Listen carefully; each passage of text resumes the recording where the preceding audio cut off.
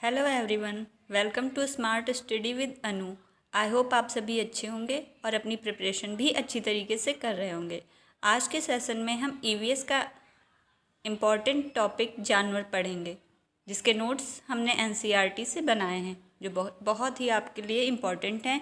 और आपको इन नोट्स में कहीं से भी गूगल या किसी बुक से कुछ भी सर्च करके ऐड करने की ज़रूरत नहीं है। ये इतने ही इनफ हैं। अगर कोई क्वेश्चन इनसे रिलेटेड आता है तो आपको यहीं से मिल जाएगा। आइए सेशन स्टार्ट करते हैं। स्टार्ट करने से पहले आप सभी चैनल सब्सक्राइब कर लें और जो भी लोग सीटेट की प्रिपरेशन कर रहे हैं उनके साथ ज़रूर शेयर करें, क्योंकि ये क्लासेस बहुत ही बेनिफिशियल हैं। स्लॉथ दिखने में भालू की तरह होते हैं, पर ये भालू से अलग होते हैं। ये दिन में करीब 17 घंटे पेड़ों से उल्टे लटक कर आराम से सोते रहते हैं। ये 40 वर्षों में अपने जीवन में सिर्फ 8 पेड़ों पर ही घूमते हैं। ये सप्ताह में एक बार ही शौच के लिए पेड़ से नीचे उतरते हैं। जिस पेड़ पे रहते हैं उसी के पत्ते खाकर अपना पेट भरते हैं। बाघ अंधेरे में हमसे 6 गुना बेहतर देख सकता है। बाघ की मूछें हवा में हुए कंपन को भाप लेती हैं, जिससे उसे शिकार की सही स्थिति का पता चल जाता है और इससे वे अंधेरे में रास्ता ढूंढ लेते हैं। बाघ अपने इलाके में मूत्र करके अपनी गंध छोड़ते हैं।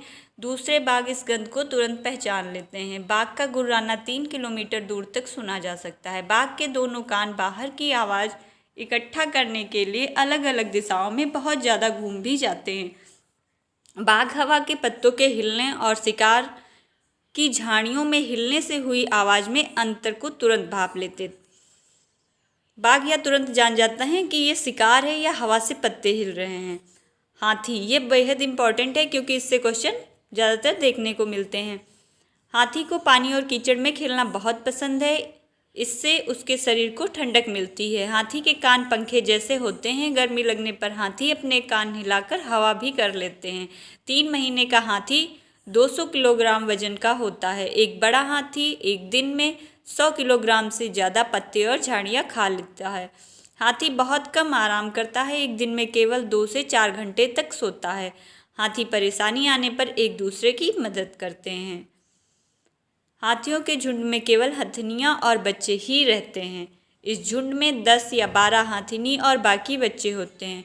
झुंड की सबसे बुजुर्ग हाथिनी ही पूरे झुंड की नेता होती है, मतलब हाथियों के झुंड का नेतृत्व हाथिनी करती है। 14-15 साल तक हाथी इस झुंड में रहता है और फिर वह झुंड छोड़कर चला जाता है। नेक्स्ट है लंगूर।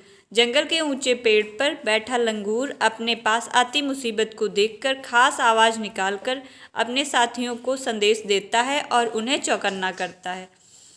नेक्स्ट है कुत्ता। कुत्तों की गलियों में अपनी जगह बटी हुई होती है। एक कुत्ता दूसरे कुत्ते के मलमूत्र से जान लेता है कि उसके इलाके में बाहर का कोई कुत्ता आया था। चूहा, ये बहुत ही इम्पॉर्टेंट है। इससे हर बार क्वेश्चन देखने को मिलते हैं।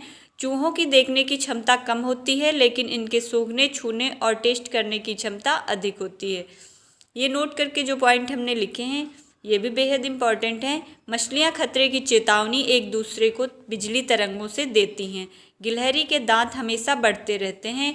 दांतों से काटने और कुतरने के कारण इनके दांत घिस जाते हैं। नेक्स्ट है सांप। हमारे देश में केवल 4 तरह के ही जहरीले सांप होते हैं। इनके नाम हैं नाग, करेत, दुबोइया, अफवाई। जब सांप किसी को काटता है तो उसके 2 खोखले जहर वाले दांतों से उस व्यक्ति के शरीर में जहर चला जाता है। इस जहर से बचने के लिए उस व्यक्ति को सीरम नाम की दवाई दी जाती है, जो सांप के जहर से ही बनाई जाती है। सांप के दांत नुकीले होते हैं, लेकिन वह अपने शिकार को चबाकर नहीं खाता, बल्कि पूरा निगल जाता है। सांप के बाहरी कान नहीं होते हैं। वह जमीन पर हुए कंपन को ही सुन पाता है। सपेरों को कालबेलिया भी कहते हैं। कालबेलिया नाच में सांप जैसी मुद्राएं होती हैं। सांप खेतों में फसलों को चूहों से बचाने में मदद करता है। सांप सुन नहीं पाते हैं। वे केवल बीन के हिलने से उनके अनुसार अपना सिर हिलाते हैं, जिसे लोग नाचना कहते हैं। केचुआ जमीन में छेद बनाकर मिट्टी को मुलायम कर देते हैं। जमीन को इन छेदों से हवा और पानी मिल जाता है। केचुए मृत पत्तियों और पौधों को खाते हैं और इनके मल से जमीन उपजाऊ बनती है। केचुए को किसान का मित्र माना जाता है। वर्मी कंपोस्ट को वर्मी कल्चर या केचुआ पालन भी कहा जाता है। चींटियाँ मिलजुल कर रहती हैं और चींटियों का काम बटा रहता है। रानी चींटी अंडे देती है। सिपाही चींटियाँ बिल का ध्यान रखती हैं। काम करने वाली चींटियाँ भोजन ढूंढकर बिल तक लाती हैं। चींटियाँ चलते समय जमीन पर कुछ गंध छोड़ती हैं, जिसे सूंघकर पीछे आने वाली चींटियों को रास्ता मिल जाता है। आपने भी अक्सर देखा होगा कि एक चींटी जा रही है और उसके पीछे कई सारी चींटियाँ जा रही हैं। सामाजिक कीट, ये इम्पॉर्टेंट है। ये क्वेश्चन ऐसे आता है कि इनमें से कौन से सामाजिक कीट हैं। वे कीट जो एक ही प्रजाति के साथ एक समुदाय या कॉलोनी या बस्ती में रहते हैं, उन्हें सामाजिक कीट कहते हैं। जैसे दीमक, ततैया, मधुमक्खियाँ और चींटियाँ, ये सभी आपको अक्सर झुंड में ही मिलते हैं। मच्छर हमारे शरीर की गंध, खासकर पैरों के तलवे की और हमारे शरीर की गर्मी से हमें ढूंढ लेते हैं। मच्छर पानी में अंडे देते हैं, इसीलिए अक्सर कहा जाता है कि पानी को इकट्ठा ना होने दें। डेंगू, मलेरिया, चिकनगुनिया आदि बीमारियां मच्छरों द्वारा फैलती हैं।